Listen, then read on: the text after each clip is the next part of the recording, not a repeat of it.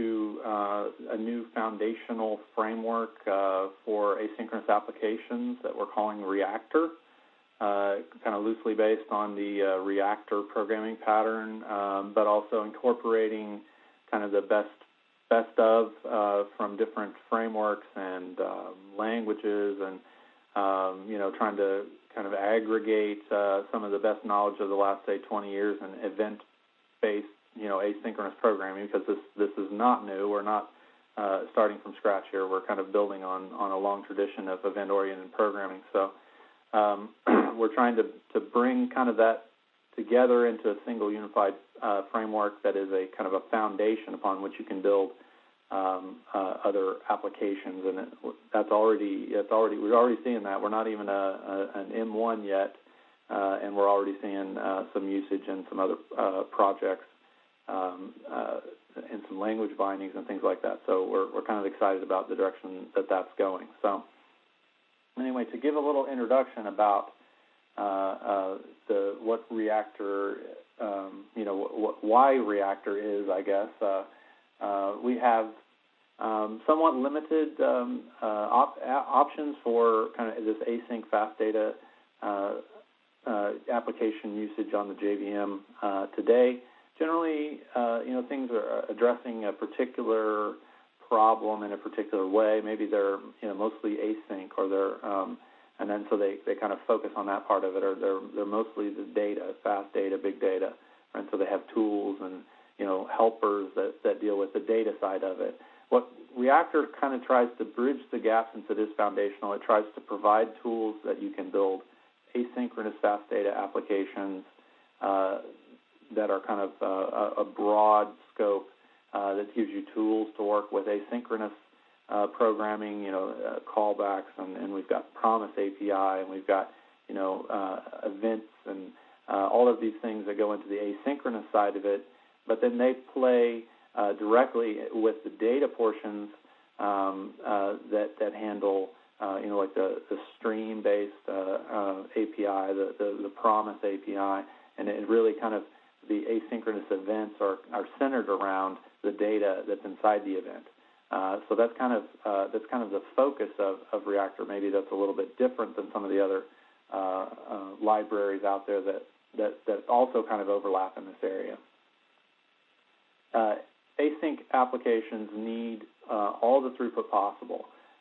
It's not the only measure of an application's performance. There's other factors that go into that, but certainly throughput for an async application is kind of one of the driving factors, one of the reasons to make it asynchronous. It's why we switched from the thread per request model into this more asynchronous small thread pool based on the number of processors, shared resources, task dispatching. All of those things came about because we know that it gets higher throughput on a given fixed amount of hardware to operate this way. So generally, in so far, you kind of have to trade off a little bit. You want more throughput. Well, what are you going to give up on the other side to get that? And so with Reactor, we've tried to not trade off anything. We don't want you to have to trade off a nice API so that you can get high throughput, or we don't want to have to trade off high throughput so that you can have interaction with other frameworks and libraries and things. So we try and kind of bring that stuff together in a meaningful way, succinct API, powerful API, kind of DSL-like, and you'll see some examples of that in a minute. But I guess we want our cake and eat it too. So we want to try and blend everything as much as we can from both sides. And we want to recognize right at the beginning that this is not something brand new. We're not greenfielding this. We're not just making this stuff up. It's been in development for decades.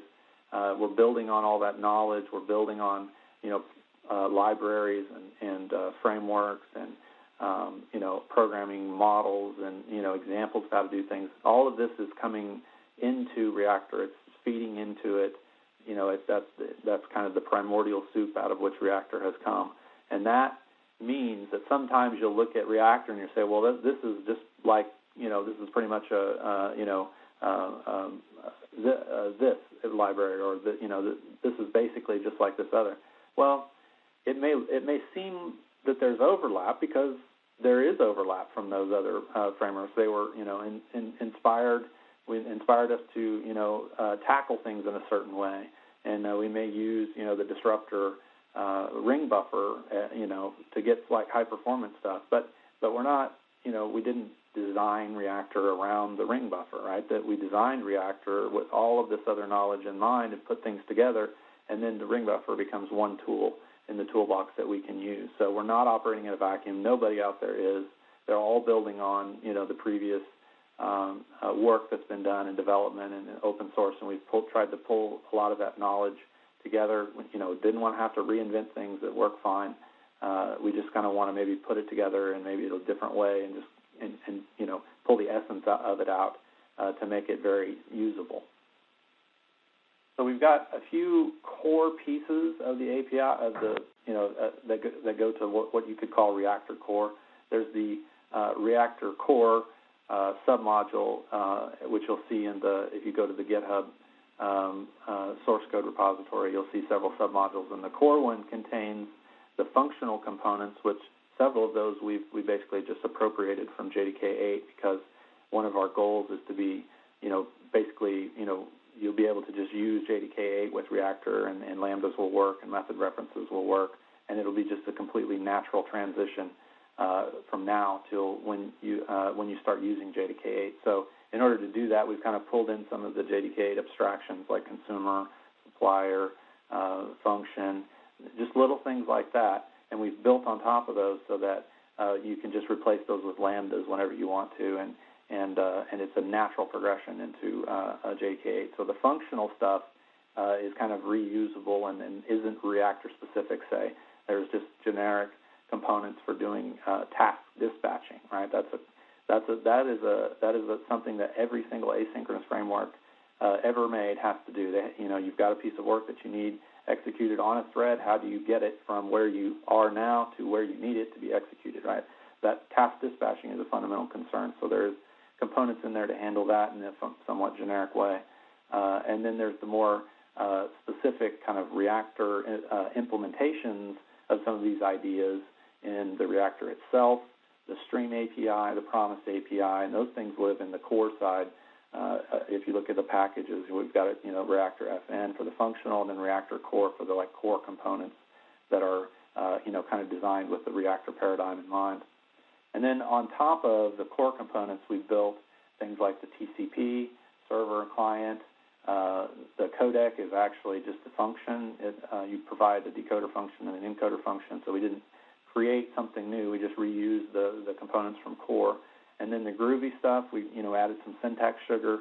You can use closures instead of consumers. So that's very that's an awesome way to write applications. It gives you that groovy value add right away, and it just kind of works with Reactor very naturally. And then there's the Spring component, which is factory bean. There's some annotations in there. There's a few things that allow you to use reactors in a Spring application context. So you'll notice that Reactor isn't like a Spring project official, like Spring Reactor or anything, right? This is a foundational framework that other things are built on. So other components of the Spring family are built or will be built on top of a Reactor foundation, like Spring XD, maybe some Spring 4 WebSocket stuff. Other things in the Spring ecosystem are going to leverage this. So, Reactor kind of sits underneath that. And then also, since this is just generic functionality, can be used from Clojure, as in the ClojureWorks library, the Meltdown library, which is a Clojure wrapper on top of Reactor, and then, just extend it out into some of these other integration points. So I just kind of want to make sure that's understood. How that, what that relationship is with the other projects, the Groovy projects, Spring projects, and whatnot. Okay, it would be beneficial to say what Reactor isn't. The topic does come up. And so one of the things that, maybe this is kind of debatable about whether to focus on this or not, but Reactor's API is kind of maybe not what you're used to, and it's partly intentional, partly unintentional. So the unintentional part is that regular idiomatic Java is kind of geared towards that very imperative approach. It's object-oriented, and so we're in a different world here with async programming and events and callbacks and things like that. That doesn't always just fit very comfortably with the way traditional Java applications are written. So we're kind of in a different world anyway. But then there's other things that have come out in other communities and other languages, and JavaScript and Scala and some of these other, even Erlang. And there's things that they do that's really kind of cool and comfortable and saves you some typing if you do a lot of hand coding. You don't like long method names. Different developers have different personalities. Some people like the long method names, some people don't. So we're trying to serve both communities here. But if you see in that first line, we're creating some selectors here. We're using the $sign as a function. That's probably not something that you're maybe used to seeing if you're in traditional Java, but you'll recognize it from jQuery. It's serving a very similar purpose. It's just a helper function. The U selector creator also for URI template, R for regex. These are just simple helpers to make very succinct code and still make it reasonably readable. And then of course underneath there, those are the long named maybe more what you're used to, helper functions, that are more self-documenting, easy to read and understand what's going on. So you have the choice of working in either mode. I would say that you maybe, if you let the shortcuts and whatnot kind of get to you, then you get comfortable with them and you kind of like them. So, but then maybe you don't like them at all and you want to use the other forms, and that's fine. They're perfectly the same. It's just giving you an option of how to interact with the code and get things done quickly. And then that last line is like a factory. We call it a spec, a component spec, a way to create a reactor. Since there's other things going on that reactors are dependent on, like dispatchers and things like that, we don't just new reactor. We kind of build it with certain awareness of certain components and awareness of the environment, and use this kind of component spec to build up objects. And we do that in different places, and the TCP server is the same way. It uses a spec to build up the properties needed to actually create and run one. So that's maybe not necessarily what you're used to seeing. It is a little bit different, but when you see that through our examples and in the example code and whatnot, I just want you to recognize that things are just maybe a little bit different than what you're used to seeing. So one thing that Reactor isn't as well is the runtime.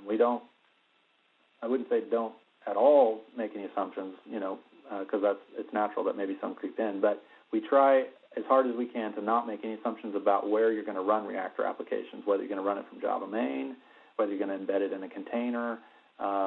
We want to make it as flexible as possible so that you can create an environment and that kind of suits your runtime environment, and that the Reactor tools will work within that environment. And so you're not limited to a particular. You have to run it in this one thing. Those are building blocks that we're building. If you want to build a runtime with Reactor, you could, because the building blocks are there to create a runtime for deploying things, and you could do hot deployment if you wanted. I mean, there's all kinds of cool stuff that you could do because things are evented and they work together. But Reactor itself is more foundational than that, so it's not necessarily going to provide those kinds of runtime components out of the box. And then there have been some questions, right when it was announced, should we use Reactor, akka?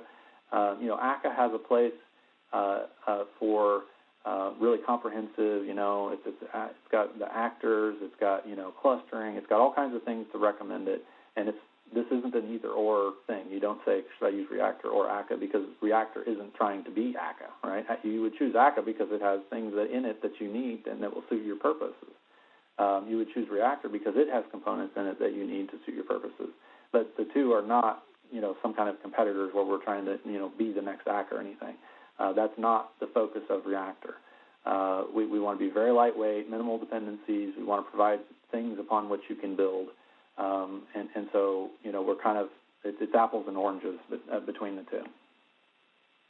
So what what then would you do with it? What are some use cases that are reasonable? So high-speed ingestion would be probably a use case in itself worthy of the Reactor project. It is really an important area of the industry. If you haven't done it yet, you're going to be doing it.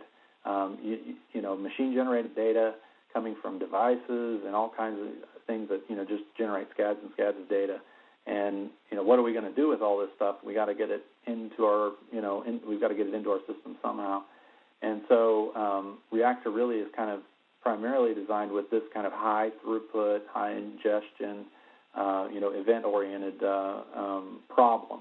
And so, the TCP server in Reactor, we've been doing some tests with it. We can get, we know we can do, millions per second. And, of course, that's dependent on your machine.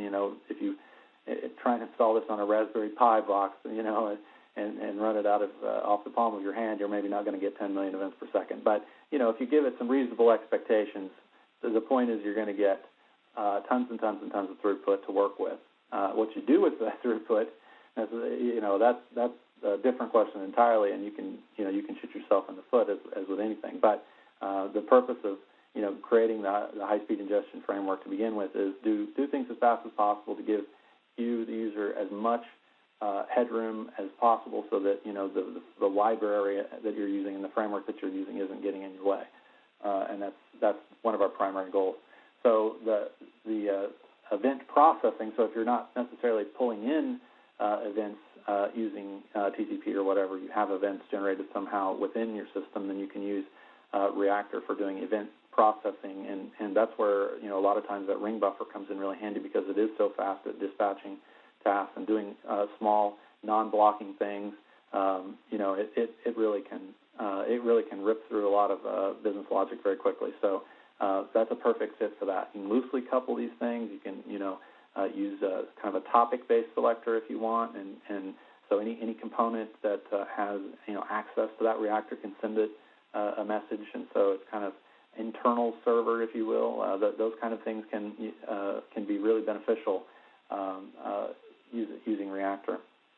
And then your traditional asynchronous processing, I've run it in Servlet 3.1. I'm going to show you an example, hopefully, if I don't run over time, of a WebSocket use, Reactor in a WebSocket application. So Java main, of course, writing apps, server apps and things, and batch and integration tasks where you're doing, asynchronous processing. And Reactor is going to be able to help you out quite a bit there as well.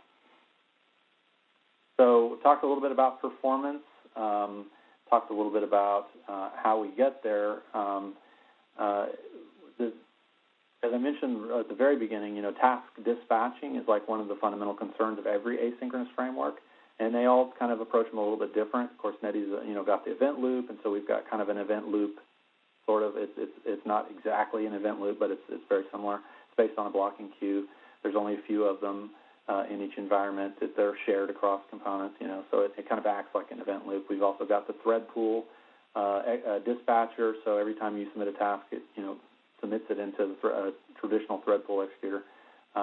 Very straightforward. If you have long-running processes or you're doing blocking I/O or something like that, you might want to use thread pool executor dispatcher.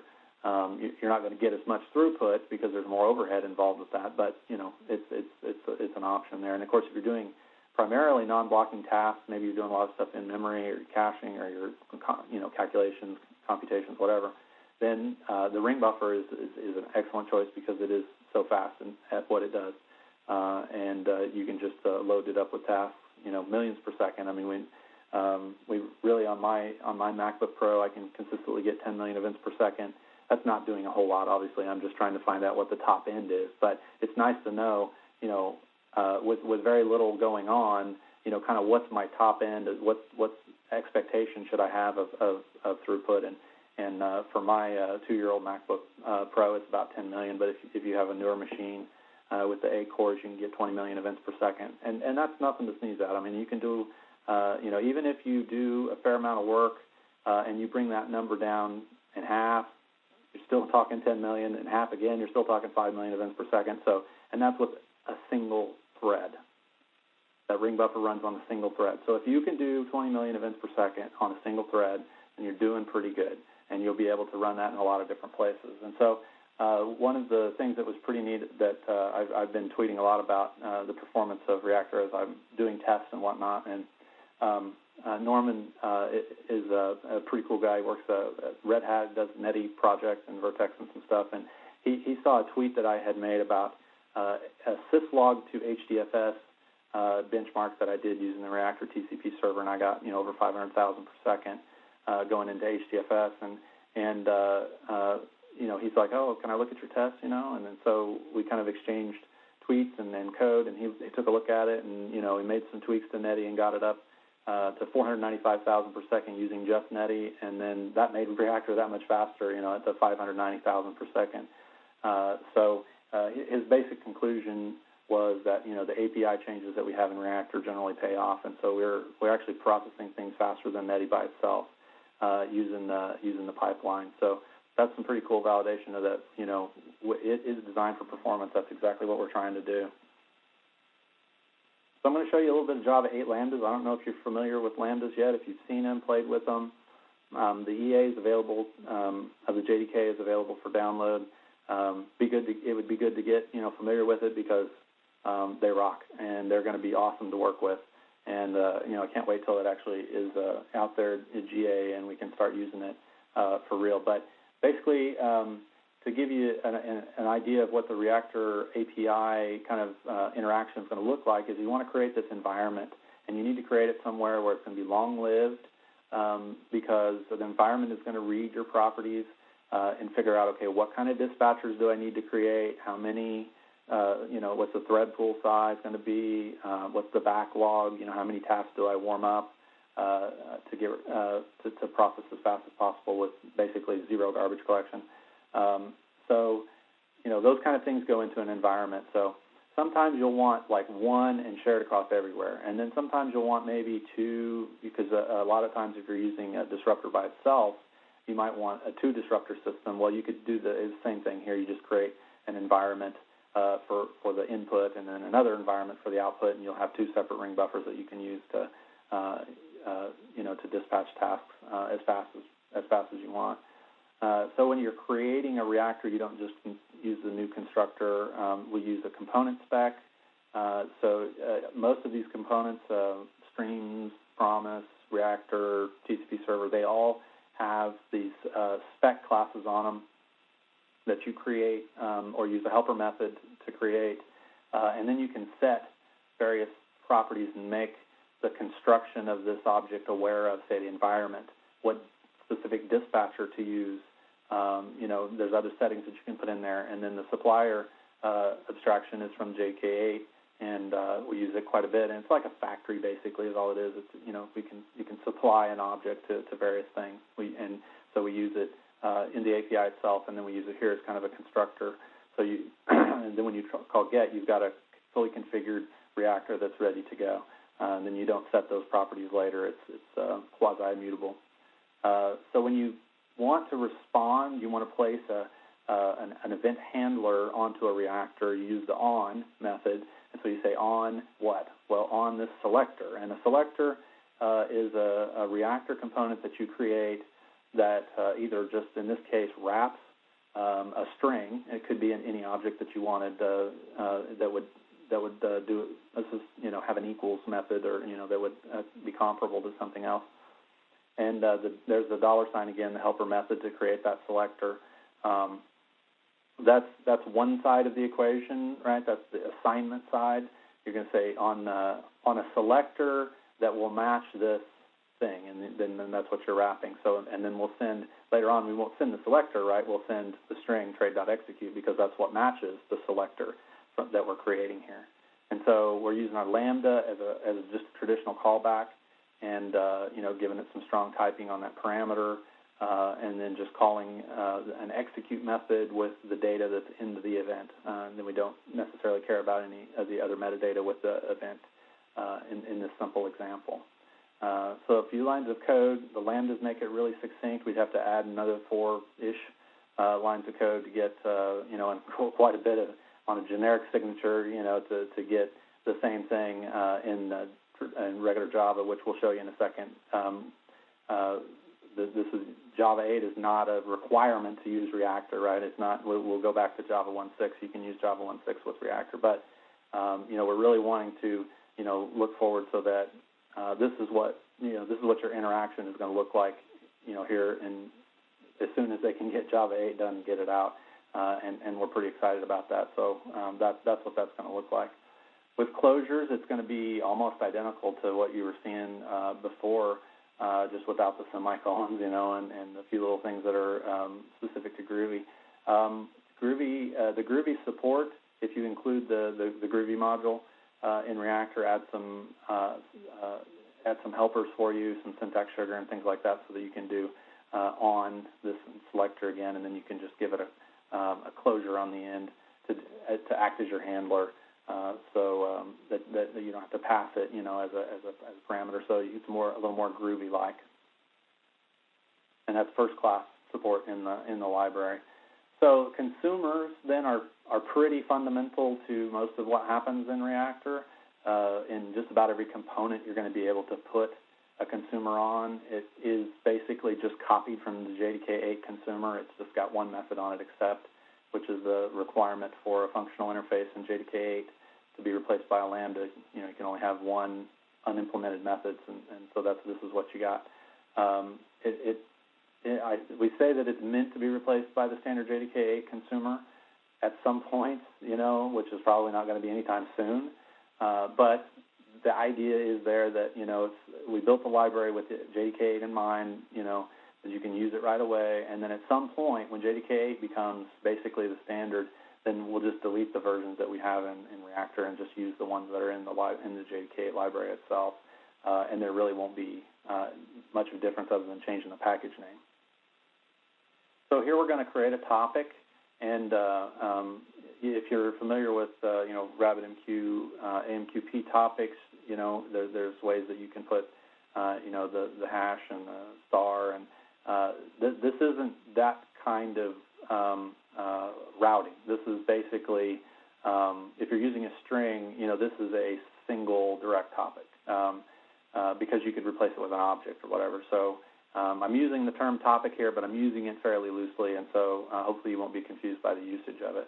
And here's our traditional JDK7 version, placing a anonymous consumer directly on the Reactor, assigning it to that topic so that when the Reactor is notified of my topic later on, that this consumer will be asynchronously executed through the dispatcher. So whatever dispatcher the Reactor is using, whether it's the ring buffer, the event loop, whatever, then that consumer will be executed on that dispatcher. And then to create an event to send, we've got a wrap method that's just a simple helper or you can just call the constructor and pass it your object. And then you just want to say, notify my topic, and then here's the event that you want to send. So I mentioned a little bit about selectors, that they are kind of like topics. If you use a string, it's more like a topic, but if you use an object, it's not going to be that way. Here's an example with JDK8, using a topic handler and using a method reference. So a method reference is kind of like you've got basically a lambda here. That's what the little arrow is. And then a method reference is, go execute this method. It's a pretty cool addition to JDK8 and an example of, Reactor does this right away. But they can also be objects, because sometimes you don't want a generic string, which if you just knew the string, then you could send an event to, the particular consumer on a Reactor. Sometimes you want that. It's kind of like, that's how you aggregate lots of data. You send it all to the same selector. But that's not always the case, and sometimes you want to create basically an anonymous selector that only code with references to this key object itself can notify the consumer of events. And if you don't like the $sign, and you want to use the longer method names, then each of the selector implementations have helper methods on them to help you create those. And so here we're just creating an object selector, which is the same thing as using the $sign. And the same thing as before, the same type of consumer, the same type of assignment, and this time we're going to be getting an event of an actual object. It can be URI templates. So here's a little bit of Groovy code showing you using our U helper, or you could use URI template selector .URI template selector, and then create a URI template, which you're probably familiar with if you've ever done Spring MVC programming, or even any of the other web frameworks have some variation on this, and that allows you to match anything /bucket /whatever, and then be able to extract the key, the value of the key. So you can say Reactor on this particular URI selector, run this event handler, and then get the value of key, and then you can do something with it in your handler. So that gives you some flexibility on how you can create applications and wire selectors, events, consumers using not just a straight one-to-one topic type, or string type, but that you can have some flexibility in how you wire the events together. So yeah, just send it. Sorry, hit twice there. Just send it the /bucket /my key value, right? Is going to match because that's our URI template, and then the KV events. Like we're pretending we're building a key value server here, right? And so we're using Reactor as the foundation of that. So we've done a lot with like callbacks and consumers and stuff, but there are also derivatives of composable, stream, and promise, which give you other methods that you can work with. So it's like you can set callbacks on them, and that's kind of one of the ways you interact with them. But they're also functional. So they kind of we say the magic love bus, the magic bus love child here of the callbacks and functionals, right? That can't we all just get along? Well, actually we can, and then we get into the stream API, and we'll show you how that kind of cuts back on your callback problems. And so we get a lot of this stuff, again, going back to what I said about, building on shared knowledge. RxJava has, the observable, and there's all those methods on it that you can work with, iterables and things like that. And Groovy, of course, lets you operate with using closures. And even Erlang has, language elements in it that are pretty cool. And so we've kind of tried to aggregate a lot of that stuff into the Stream API, and I'll give you the ability to directly transform values into other values, or filter them, or reduce them down to a single value.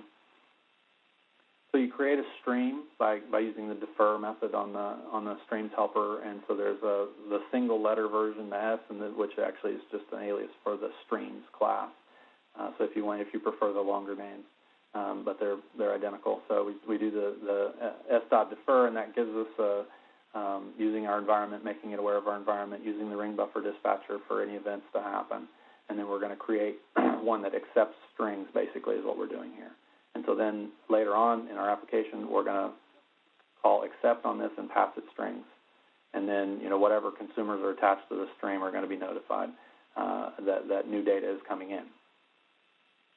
And then you can consume it directly by putting a consumer on it. So we're going to be accepting a string. It's a no event this time, right? Because we're not dealing with events directly, only indirectly. So we're going to put a string consumer on there. So every string that we get, we're going to handle it, and that's pretty much like your previous callback style on the Reactor, just kind of minus the event. That just does a little bit of unwrapping for you, a little easier to work with. But they can also be transformed. So if you create the string stream and then accept is called on that, you can create another stream that does that is the transformation of all values coming through the first stream, passing through a function that accepts that string as its first argument, and then returns something else. It doesn't have to be a string in this case. We're just returning hello whatever.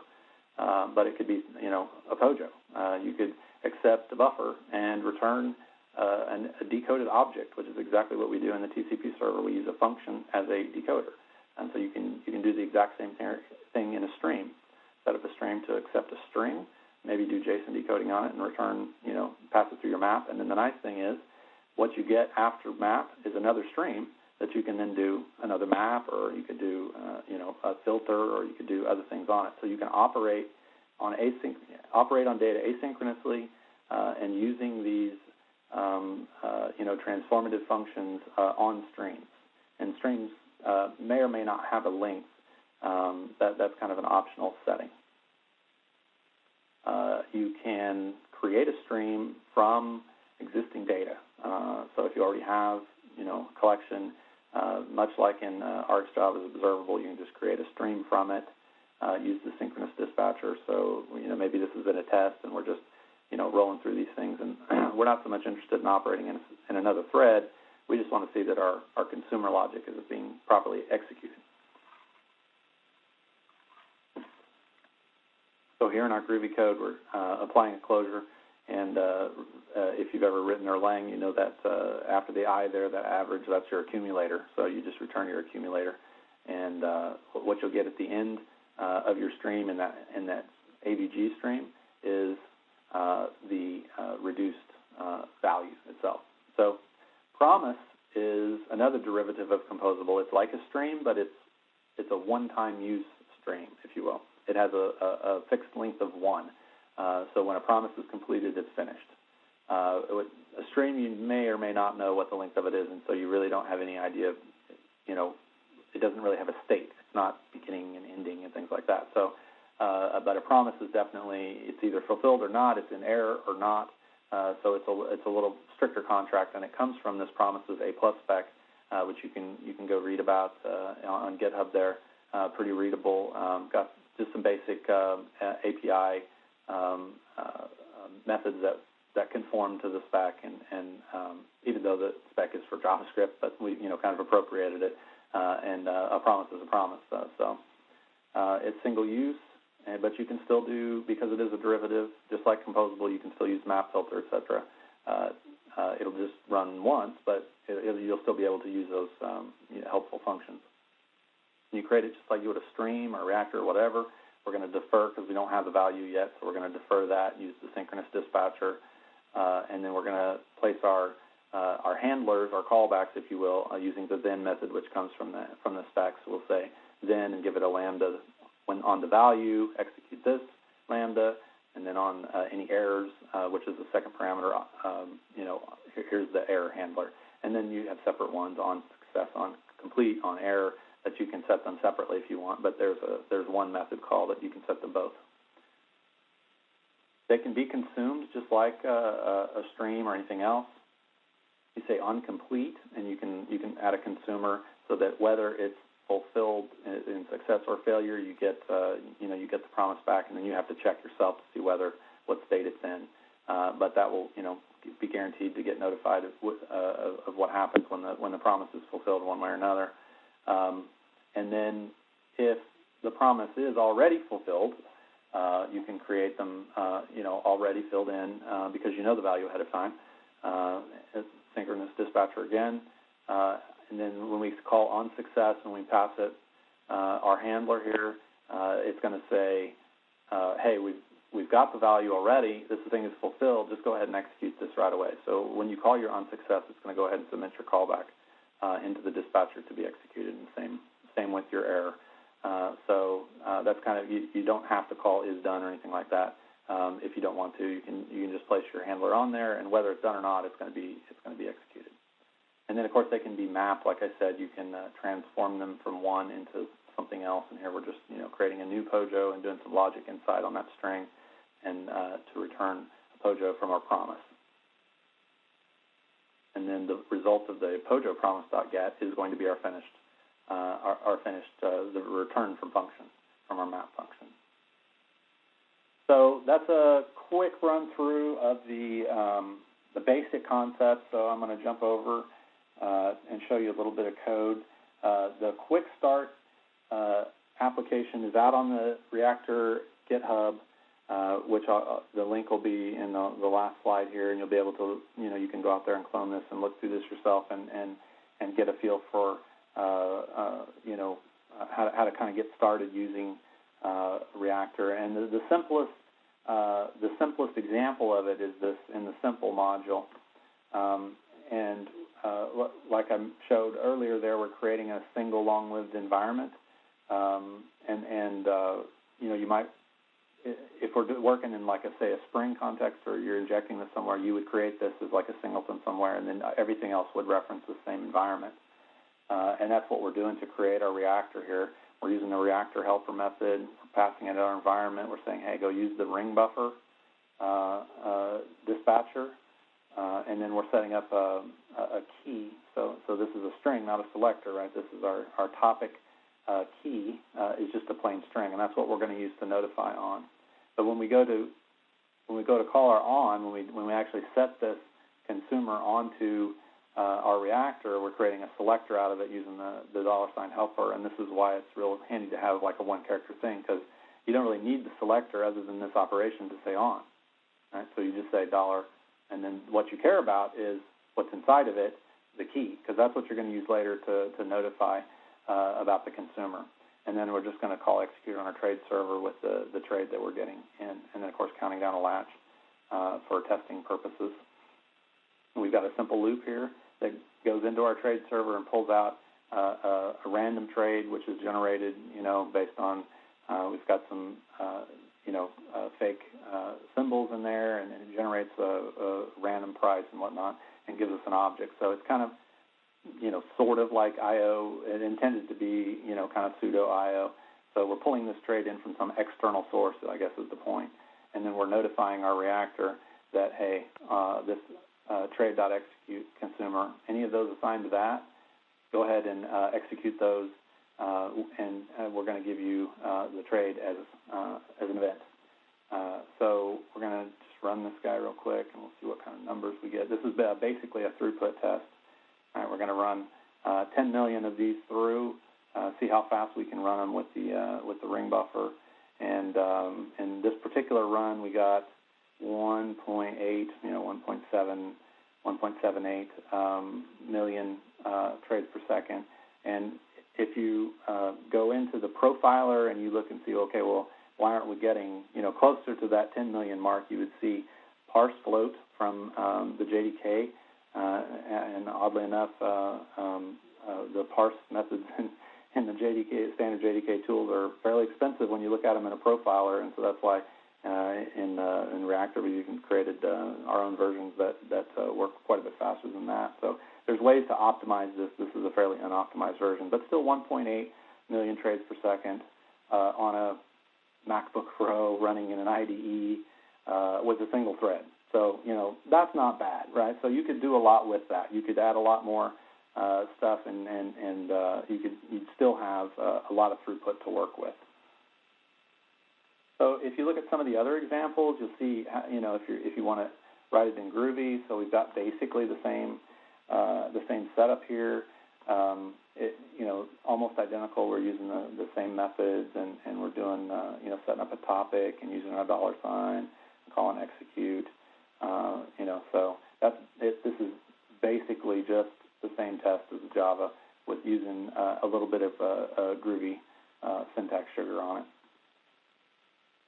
We'll just run this test real quick and see how close we get. So we got 1.77, so here we're getting 1.58 million per second, which is, it's slightly less, but that's not too shabby. We're using Groovy here, compile static, but still, we're getting millions of events per second, and we're running it through and in a Groovy application even. So I know some people are afraid of Groovy applications, because they have some history with it or whatever. But that 1.6 million per second, that's not too shabby. So that's a good foundation upon which you can build a lot of other stuff. And then there's examples of what the composable stuff looks like. If we were going to do this rather than responding on reactors, then we want to use them implicitly in streams. And so we're going to set up a stream, like I showed you before. We're going to pass it our environment so that it's aware of it. Use the ring buffer dispatcher. And here with a stream, what we're doing is actually telling it, expect there to be, n number of accepts on this string. So if you're going to use the blocking methods like await, you want to get the value out of it, then it would be best if you tell the stream how many you're going to get, because what will happen is you'll call await and you'll say, wait for 10 seconds or whatever. If it doesn't know how many to expect, it's just going to wait for 10 seconds and then give you whatever the value is, and that may or may not be what you want. So it's completely optional. You don't streams can operate, endless on an endless stream of data. That's kind of how they're designed to be used. But if you have a somewhat finite stream of data and you know the end of it, then you can also kind of put the stream's API into that finite mode, and it'll be able to be a little smarter about what's going on. And then, of course,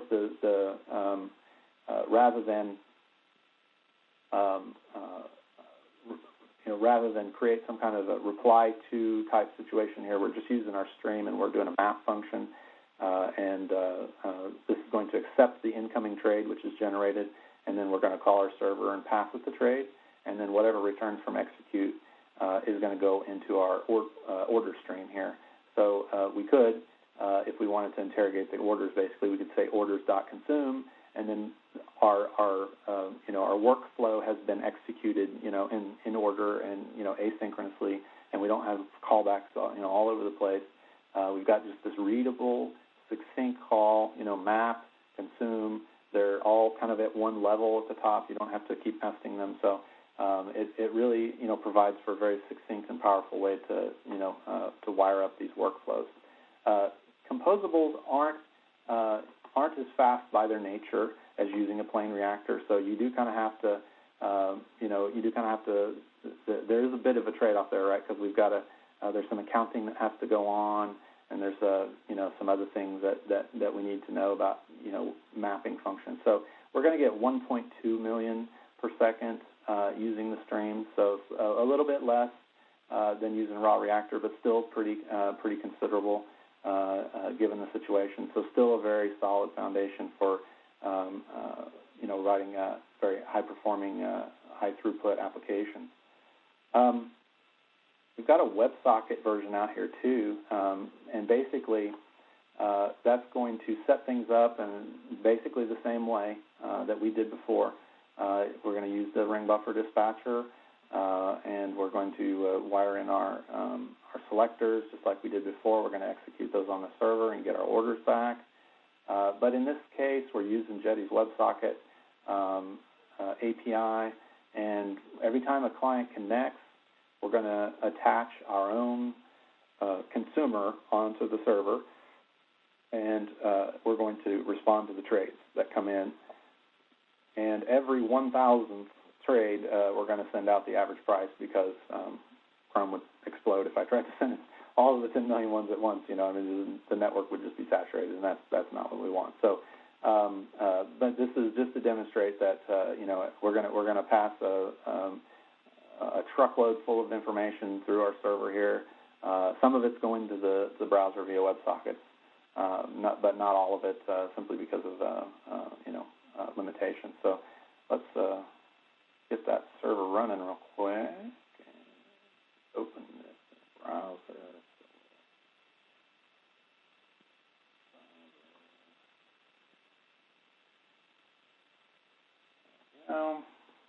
Running through,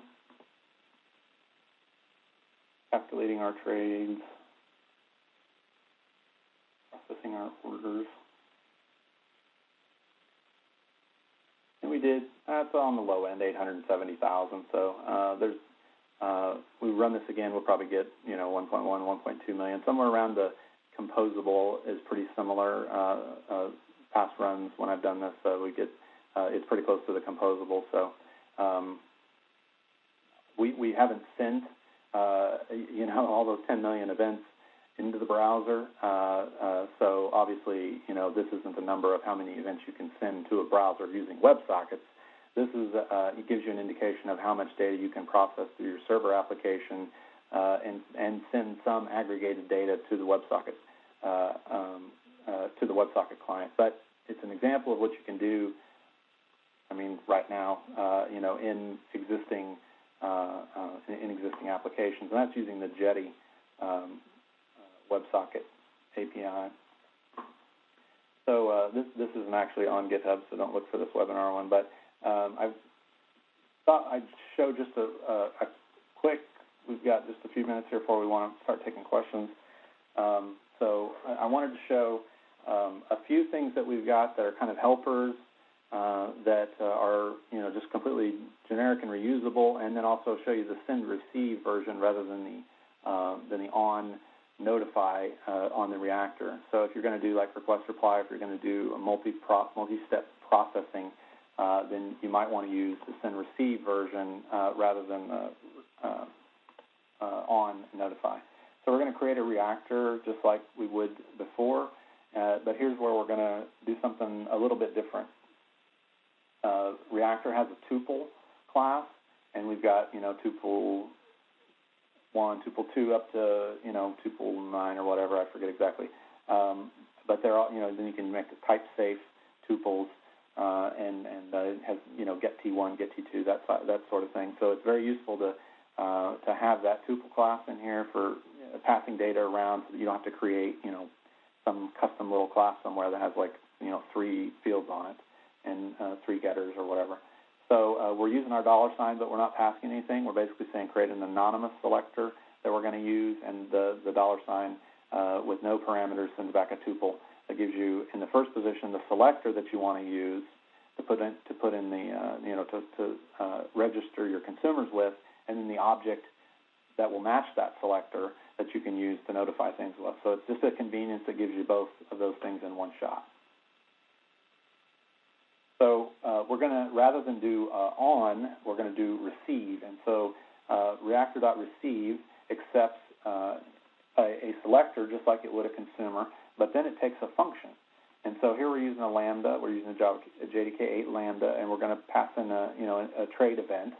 And just like we did before, we're going to call execute on the server, and then we're going to return the result of the execute call.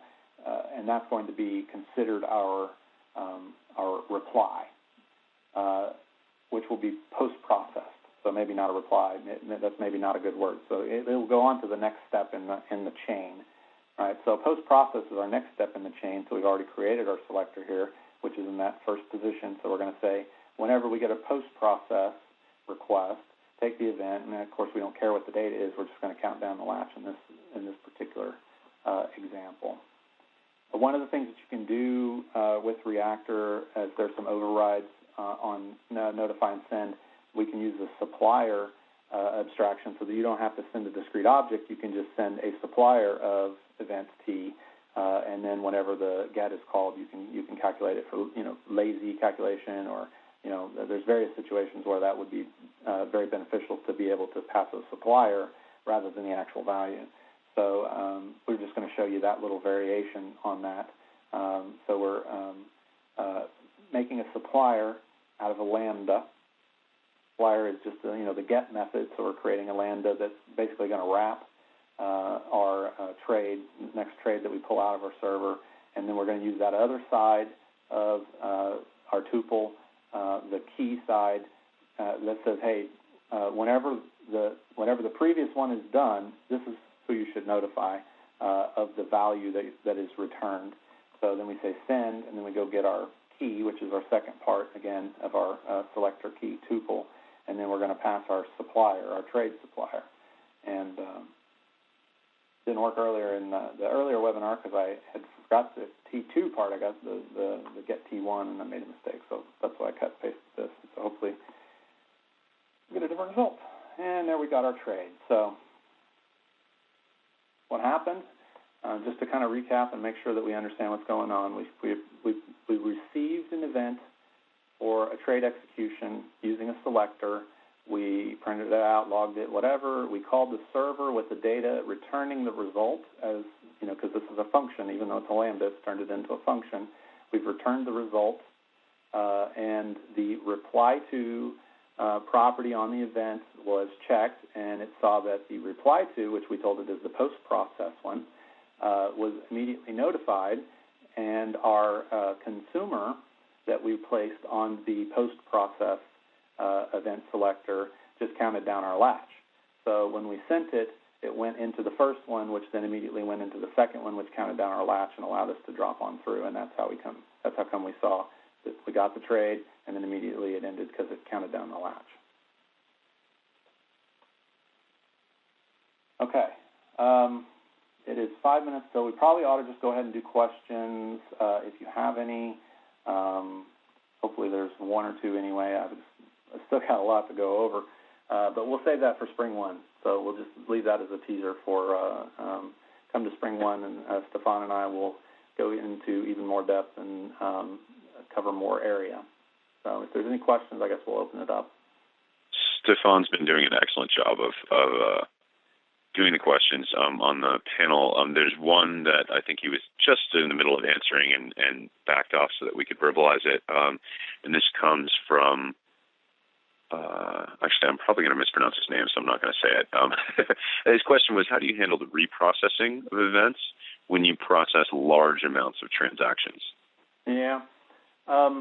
Being a foundational framework and not a finished framework, there are going to be some gaps, right? So that my initial reaction on that is going to be that's kind of a gray area where, one of the GitHub issues is event persistence, and how do we handle, retries.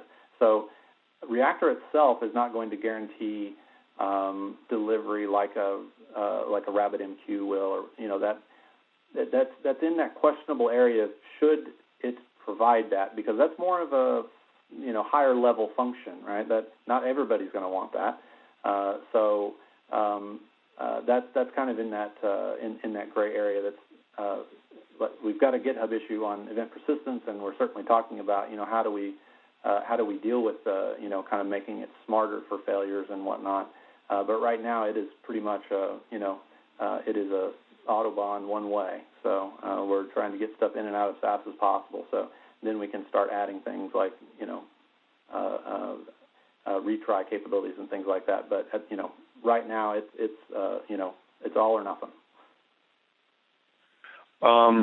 So I'm just curious, wouldn't some of the upcoming integration that we're planning, isn't that why we'd be planning and leveraging Spring Batch and Spring Integration from Reactor, is to address exactly those use cases, or am I missing something? No, you're pretty much right on, and I would say that the reason I hesitated to answer, Reactor is going to put event persistence directly in, and it's going to be retries and everything, is because Spring Integration does that really well, right? And so we've got some Spring Integration work that we're doing to get Reactor inside Spring Integration so that we can have channels backed by the ring buffer and TCP inbound adapters and things that are Spring Integration in nature, and it has SCADA functionality along those lines for dealing with various situations and doing it in a very consistent way. And so that really would be how Reactor would approach that, right? Reactor isn't like a top-level end-user library. It's a foundational thing that we can build some of these things on top of. And so we're going to put Reactor under certain parts of Spring Integration so that we can get, the kind of that high-performance, high-throughput stuff. But you're not necessarily going to see Reactor directly. You're going to use the tools in Spring Integration to do that.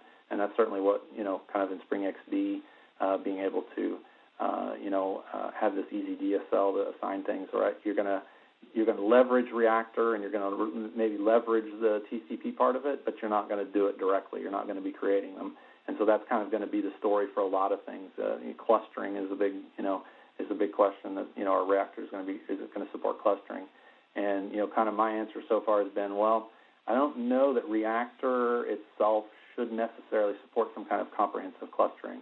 I think clustering can be built on top of everything we have right now, but I'm not sure that it's like a core concern of the library because the library is so foundational. That's really more of kind of an application level concern, because what does clustering mean? It means different things in different application contexts. You could build a Dynamo ring buffer if you wanted to, and you could call that clustering. And that's something I've really thought about. I'm a fan of the Basho React database, and I love that working with it. And so I thought, hey, that would be a cool way to do clustering. But maybe not everybody wants the CAP model. Maybe they want something much more concrete, more transactional. So clustering to them means guarantees and things like that, which are not something that's necessarily going to be built into Reactor. That's going to be an additional library that leverages the tools in Reactor and maybe provides implementations of certain things so that functionality is available, but it's probably not going to exist in the core of Reactor. Got it. So, Jon, we're pretty much okay. Well, one more question just came in, again from the same gentleman that handled how do you reprocess events, Jairaj, I think maybe. His question is, will this support distributed event processing? Yeah. So caveat answer is yes. So definitely on our roadmap we do want to provide reactors intelligence and awareness of other reactors and other JVMs. How we do that and what that means is not clear yet. So we're welcoming anyone to come in and provide their input and their use cases and say this is how I think it should be done, because it's a bit of a meritocracy at this point. You just come in and present your idea. If you can justify it, then hey, let's take a serious look at that. But like I said before, since it kind of means different things to different people, distributed, that's kind of, what does that mean? Does that mean just store events in Redis and, call it good? I think there's definitely some integration that can happen there with Redis and event persistence, certainly, is one thing we're looking at. But then we're also getting into this more gray area of, well, some of these other frameworks, like Spring Integration in particular, do a lot of stuff like that already. Does it make sense for us to kind of re-implement something that wouldn't be as feature-rich, as what we can get somewhere else by just providing a little bit of integration? So it's in that gray area. Distributed events are, something we definitely want to address, but we're not sure whether it's a core concern or whether, if it is a core concern, kind of what shape that's going to take. Also, there was one question from earlier that didn't get answered, and I kind of wanted to address it real quick. And it was about garbage collection and what kind of garbage collection this creates. And the answer is really easy because we've spent so much time profiling that it creates very little. So major garbage collections during our load test, there's none. That just doesn't do it. There's minor collections here and there, obviously, because we're creating event objects and things like that, but we try and keep creation of objects down to the absolute minimum.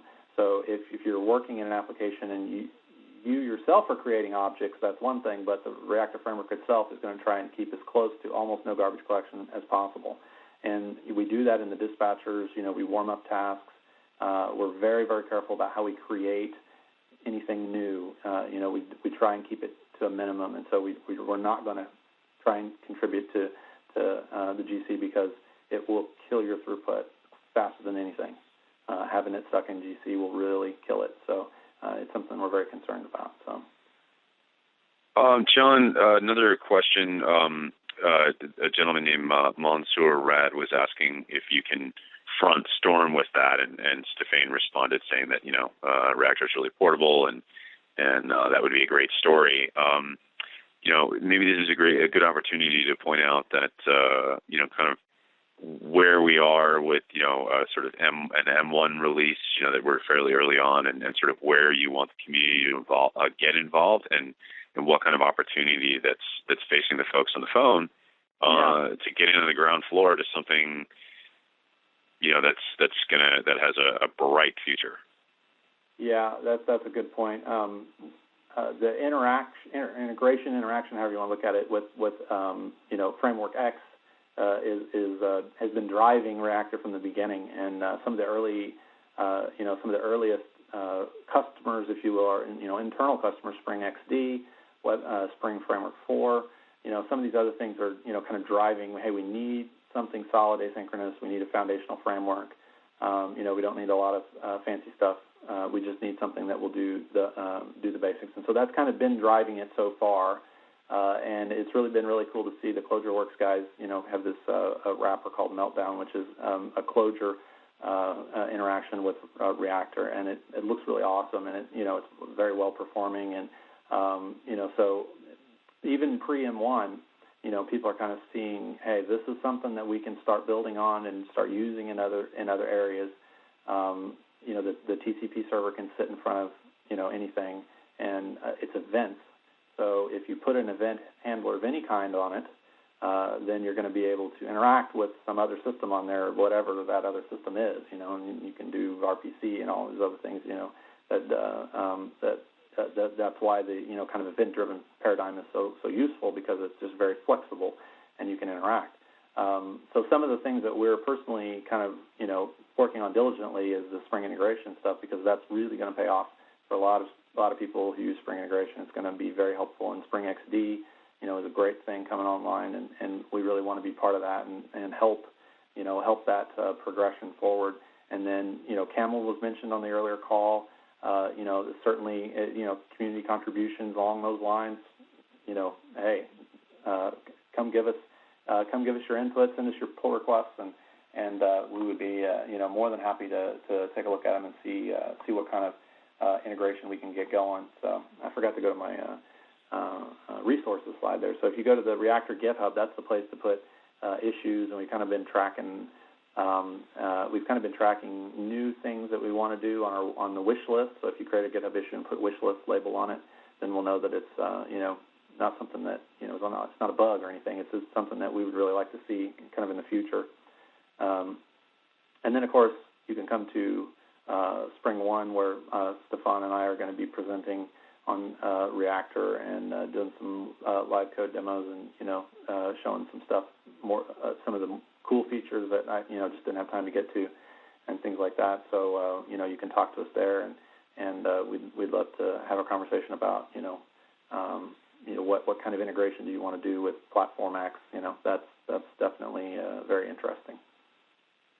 Yeah, and I think just as a testament to the level of opportunity that's available, is that you're seeing really first-class, Spring projects, both old and new, looking at this quite seriously and sort of OEMing it in a way, right? And integrating it deeply into, Spring XD, which is going to be a major initiative and is a first-class brand new Spring project focused on big data. Obviously, you mentioned Spring Framework. Spring integration and Spring Batch are very prominent pieces of the Spring platform.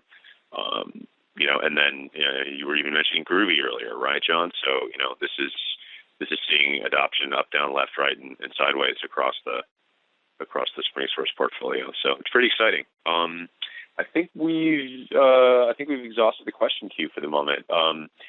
Thanks, Stephane, for doing such a great job on keeping up with all the questions. If there are no more, I think we're gonna call it a wrap. I'm seeing some thank yous from folks on the phone. So, John, did you have anything you wanted to say in closing before we wrap it up? I had one or two things I just want to mention about the next webinar real quick. Should I do that now? Well, I just wanted to thank everybody for coming, and I really want to reiterate, join our community, bring us requests, pull requests, contribute, join the discussion. This is what Reactor is founded on. Hopefully, it's kind of the OSS paradigm. Should have been for a lot of projects and maybe wasn't. So that's definitely the collaboration. I hope you feel that coming in and working with the project, because that's definitely something that we want to focus on. One of the attendees was actually asking how they can contribute, which is a wonderful question to hear. So thank you for that. And John, would you want to speak to that real quick? Yeah, the easiest way to contribute is the standard GitHub approach: is go out there, fork the Reactor GitHub repo, and make changes and add stuff that you want, and then submit a pull request. Or if you're not familiar with that, you need some help with that, then just create a GitHub issue that says, hey, I want to do this or whatever, and then we'll start a discussion about that. Really, kind of GitHub is the place to go. Of course, you can tweet Project Reactor or at @J_Brisbin if you want to tweet me directly. We can get started on those discussions of how to get involved. Excellent. And one last question coming in from one of the more active participants, Mansour Rad, was asking about the tighter integration with Spring soon. And yes, I believe not only with Spring XD but with Spring Batch, Spring integration. And John, I think you said something about Spring Framework itself. Yeah, we've been talking quite a bit to Ross and Soncha, who does Spring MVC. Right, WebSockets. Yeah, right. Yeah, WebSocket support in Spring Framework 4. We've been talking about some Reactor support under there to help them achieve what they're after there. So,